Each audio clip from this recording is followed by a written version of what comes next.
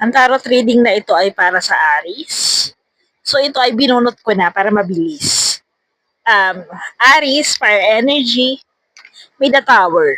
So ang tower ay hindi pagbagsak, pero ito ay isang pagbangon mula sa sitwasyon na tingin mo wala nang magandang kapupuntahan, pero may the lover's card. So ibig sabihin, may mga bagay sa buhay mo na gagaan ito dahil may makakasama ka.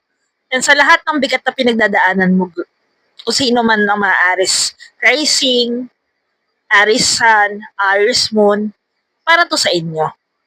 Lahat ng pinaghihirapan nyo, wag lang kayo mag-overthink, lahat ibibigay sa inyo. Lahat ng nakikita kong wasak na yung emosyon nyo sa loob, pero lumalaban pa rin kayo. Ituloy nyo yung laban, kasi lahat naman ng pinaghihirapan nyo, may magandang kapupuntahan. Yun lang, may 8 of Wands,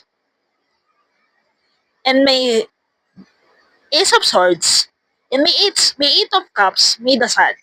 So kung aalis ka man sa isang sitwasyon, may maganda tong kapupuntahan sa buhay. Kasi may the Sun card yung huling card. Ngayon, dumako naman tayo dito sa mga oracle cards. Dance. So, ito yung parte ng buhay mo na kung kailangan mo ma-relax ka, sumayaw ka daw kahit sa bahay ka. Kung may mga gusto kong alamin, bumili ka ng libro, doon makakapag-aral ka. Ito, you connect your purpose life through your involvement with the books. So marami kang matututunan sa libro.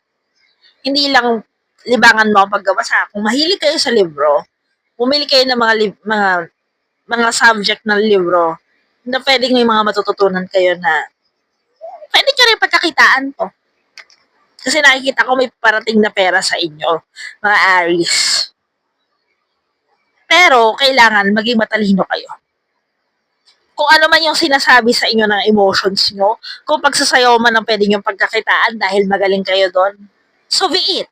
Pero kung gusto nyo naman mag-aral, para mas gumaling kayo sa buhay, o magkaroon kayo ng laban, gawin nyo. Kasi yun yung kailangan. And do whatever it takes to get closer to the consciousness.